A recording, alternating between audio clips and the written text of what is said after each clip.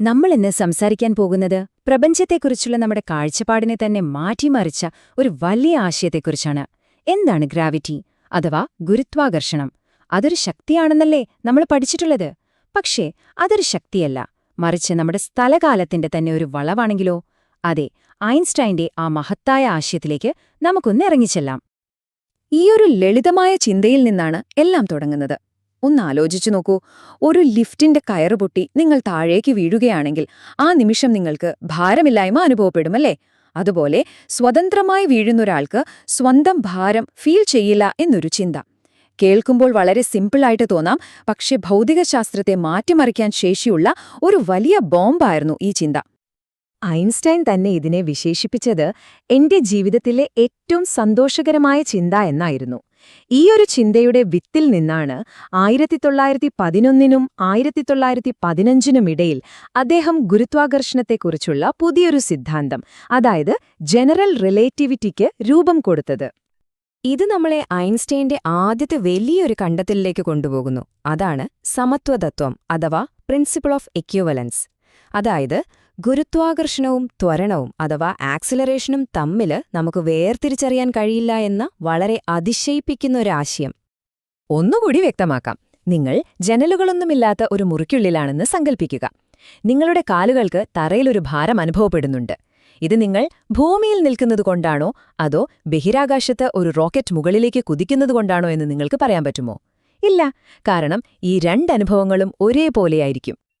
അപ്പോ ഇതാണ് സമത്വതത്വം. ഗുരുത്വാകർഷണം അനുഭവിക്കുന്നതും ആക്സിലറേഷൻ അനുഭവിക്കുന്നതും ഒരേപോലെയാണ്. പ്രാദേശികമായിട്ട് ഇവ രണ്ടും തമ്മിൽ വേർതിരിച്ചറിയാൻ ഒരു വഴിയുമില്ല. ഐൻസ്റ്റൈന്റെ മുഴുവൻ സിദ്ധാന്തത്തിന്റെയും അടിത്തറ എന്ന് പറയുന്നത് ഈ ഒരു തത്വമാണ്. ഇതിന്റെ ഏറ്റവും പ്രധാനപ്പെട്ട ഒരു ഫലം എന്താണെന്നറിയാമോ? പണ്ട് ഗലീലിയോ തെളിയിച്ചതുപോലെ ഒരു തൂവലും ഒരു ചുറ്റികയും വായുവില്ലാത്തൊരിടത്ത് ഒരേ വേഗതയിൽ താഴേക്ക് വീഴുന്നതെന്തുകൊണ്ടാണെന്ന് ഇത് കൃത്യമായി വിശദീകരിക്കുന്നു. ഒരു വസ്തുവിനെ തള്ളാൻ എത്ര പാടാണ് എന്ന് പറയുന്ന ഇനേർഷ്യൽ മാസും ഗ്രാവിറ്റി അതിനെ എത്ര ശക്തിയിൽ പിടിച്ചു വലിക്കുന്നു എന്ന് പറയുന്ന ഗ്രാവിറ്റേഷണൽ മാസും അടിസ്ഥാനപരമായി ഒന്ന് തന്നെയാണ്. അതൊരു വിപ്ലവകരമായ തിരിച്ചറിവായിരുന്നു. ശരി, അപ്പോൾ ഗുരുത്വാകർഷണവും ത്വരണവും ഒന്നാണെങ്കിൽ അതിന്റെ പ്രത്യാഘാതങ്ങൾ എവിടെ വരെ പോകും? ഈ തത്വം ഉപയോഗിച്ച് പ്രകാശത്തിനും സമയത്തിനും എന്ത് സംഭവിക്കും എന്നതിനെക്കുറിച്ച് ഐൻസ്റ്റൈൻ അവിശ്വസനീയമായ ചില പ്രവചനങ്ങൾ നടത്തി. അപ്പോൾ ഇതാണ് ചോദ്യം. ഗുരുത്വാകർഷണവും ആക്സലറേഷനും അടിസ്ഥാനപരമായി ഒന്നുതന്നെയാണെങ്കിൽ ഒരു പ്രകാശരശ്മിക്ക് എന്ത് സംഭവിക്കുമെന്ന് നിങ്ങൾക്ക് ഊഹിക്കാൻ പറ്റുന്നുണ്ടോ?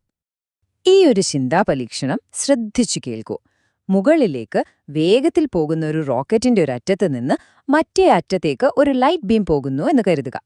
റോക്കറ്റ് മുകളിലേക്ക് പോയിക്കൊണ്ടിരിക്കുന്നതുകൊണ്ട് ഉള്ളിലുള്ള ആൾക്ക് ആ ലൈറ്റ് നേരെ പോകുന്നതിന് പകരം ചെറുതായി താഴേക്ക് വളയുന്നതായിട്ട് തോന്നും. അപ്പോ നമ്മുടെ സമത്വതത്വം അനുസരിച്ച് ഇതിന്റെ അർത്ഥമെന്താണ്? ഗുരുത്വാകർഷണത്തിനും പ്രകാശത്തെ വളയ്ക്കാൻ കഴിയണം. ഇതിന്റെ മറ്റൊരു ഫലമാണ് ഗ്രാവിറ്റേഷണൽ റെഡ് ഷിഫ്റ്റ്. ഒരു കിണറ്റിൽ നിന്ന് നമ്മളൊരു കല്ല് മുകളിലേക്ക് എറിയുമ്പോൾ അതിന്റെ വേഗത കുറയുന്നില്ലേ? ഏതാണ്ട് അതുപോലെ ഒരു നക്ഷത്രം പോലുള്ള വലിയൊരു വസ്തുവിന്റെ ഗുരുത്വാകർഷണത്തിൽ നിന്ന് പുറത്തുവരുമ്പോൾ പ്രകാശത്തിന് കുറച്ച് ഊർജ്ജം നഷ്ടപ്പെടും. ഊർജ്ജം കുറഞ്ഞ പ്രകാശമെന്ന് പറഞ്ഞാൽ അതിന്റെ നിറം ചുവപ്പിനോടടുക്കും. അതുകൊണ്ടാണ് ഇതിനെ റെഡ് ഷിഫ്റ്റ് എന്ന് പറയുന്നത്. ഇതൊരു വെറും തിയറി മാത്രമായിരുന്നില്ല കേട്ടോ. പിന്നീട് സൂര്യഗ്രഹണ സമയത്ത് ശാസ്ത്രജ്ഞർ ഇത് നിരീക്ഷിച്ച് തെളിയിച്ചു. സൂര്യന്റെ അടുത്തുകൂടി വരുന്ന നക്ഷത്രങ്ങളുടെ പ്രകാശം വളയുന്നുണ്ടായിരുന്നു. പ്രകാശത്തിന്റെ വേഗത എപ്പോഴും ഒന്നാണല്ലോ. അപ്പോൾ പ്രകാശം വളയുന്നു എന്ന് പറഞ്ഞാൽ അതിന്റെ അർത്ഥം അത് സഞ്ചരിക്കുന്ന സ്ഥലവും സമയവും തന്നെയാണ് വളയുന്നതെന്നാണ്. ഗുരുത്വാകർഷണത്തിന് സമയത്തെ പോലും പതുക്കെയാക്കാൻ കഴിയുമെന്ന ഞെട്ടിക്കുന്ന ഒരു സത്യം കൂടിയാണിത് വെളിപ്പെടുത്തിയത്. അപ്പോ നമ്മൾ എവിടെയെത്തി? ഗുരുത്വാകർഷണം വസ്തുക്കളെ തമ്മിൽ പിടിച്ചുവലിക്കുന്ന ഒരു ശക്തിയല്ലെങ്കിൽ പിന്നെ എന്താണത്? ഈ ചോദ്യത്തിനുള്ള ഉത്തരമാണ് പ്രപഞ്ചത്തെക്കുറിച്ചുള്ള നമ്മുടെ കാഴ്ചപ്പാട് തന്നെ മാറ്റിവരച്ചത്. അതെ, ഇതാണ് ഏറ്റവും പ്രധാനപ്പെട്ട ചോദ്യം. ഗ്രഹങ്ങളെ സൂര്യന് ചുറ്റും കറക്കുന്നത് ന്യൂട്ടൺ കരുതിയതുപോലെ ഒരു അദൃശ്യ ശക്തിയല്ലെങ്കിൽ പിന്നെ എന്താണതിന്റെ പിന്നിൽ? ഉത്തരം വളരെ ലളിതവും അതേസമയം അതിശയകരവുമാണ്. ഗുരുത്വാകർഷണം. അത് സ്ഥലകാലത്തിന്റെ അഥവാ സ്പേസ് ടൈമിന്റെ ജ്യാമിതിയാണ്. ദ്രവ്യവും ഊർജവും സ്ഥലകാലത്തെ വളയ്ക്കുന്നു. ആ വളവാണ് നമ്മൾ ഗുരുത്വാകർഷണമായി അനുഭവിക്കുന്നത്. ഇതിനെ ഏറ്റവും മനോഹരമായി പറയുന്നൊരു വാചകമുണ്ട്. ശാസ്ത്രജ്ഞനായ ജോൺ വീലറുടേതാണ്. ദ്രവ്യം സ്ഥലകാലത്തോടെ എങ്ങനെ വളയണമെന്ന് പറയുന്നു. വളഞ്ഞ സ്ഥലകാലം ദ്രവ്യത്തോടെ എങ്ങനെ സഞ്ചരിക്കണമെന്ന് പറയുന്നു. അതായത് ഇതൊരു കൊടുക്കൽ വാങ്ങൽ പോലെയാണ്.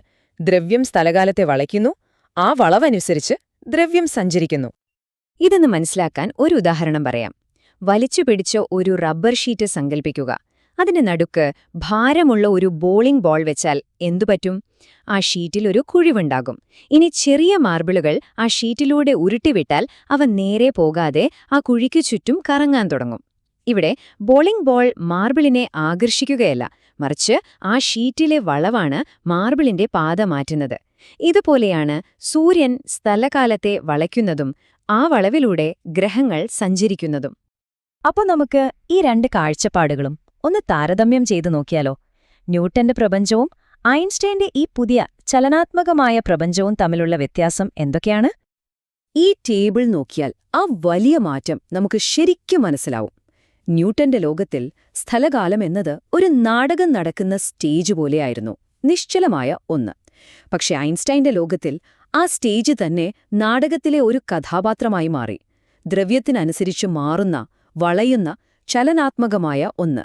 ഗുരുത്വാകർഷണം ഒരു ശക്തി എന്നതിൽ നിന്ന് പ്രപഞ്ചത്തിന്റെ ഘടന തന്നെയാണെന്ന ധാരണയിലേക്കുള്ള ഒരു വിപ്ലവകരമായ മാറ്റമായിരുന്നു അത്. പക്ഷേ ഒരു പ്രധാനപ്പെട്ട കാര്യം നമ്മൾ ഓർക്കണം, ഐൻസ്റ്റൈൻ ന്യൂട്ടനെ തെറ്റാണെന്ന് പറഞ്ഞില്ല. മറിച്ച് ന്യൂട്ടന്റെ നിയമങ്ങൾ നമ്മുടെ സാധാരണ ജീവിതത്തിലെ പോലെ ദുർബലമായ ഗുരുത്വാകർഷണ സാഹചര്യങ്ങളിൽ വളരെ കൃത്യമായി പ്രവർത്തിക്കുന്ന ഒന്നാണ്. അത് ഐൻസ്റ്റൈന്റെ വലിയ സിദ്ധാന്തത്തിന്റെ ഒരു ഭാഗം മാത്രമായിരുന്നു എന്ന് നമുക്ക് പറയാം. 1915 ഐൻസ്റ്റൈൻ തന്റെ സാമാന്യ ആപേക്ഷികതാ സിദ്ധാന്തം പൂർത്തിയാക്കിയത്. ഒരു നൂറ്റാണ്ടിലേറെയായി പ്രപഞ്ചത്തെക്കുറിച്ചുള്ള നമ്മുടെ ധാരണയുടെ അടിത്തറയായി ഈ അവിശ്വസനീയമായ ആശയം നിലനിൽക്കുന്നു. അപ്പോ ഈ ഒരു ചോദ്യത്തോടെ നമുക്ക് നിർത്താം. ദ്രവ്യവും ഊർജവും സ്ഥലകാലത്തെ വളയ്ക്കുന്നുവെങ്കിൽ പ്രപഞ്ചത്തിന്റെ ഈ ജ്യാമിതിയിൽ ഇനിയും എന്തെല്ലാം രഹസ്യങ്ങളായിരിക്കും ഒളിഞ്ഞിരിക്കുന്നത്? ആലോചിച്ചു നോക്കൂ.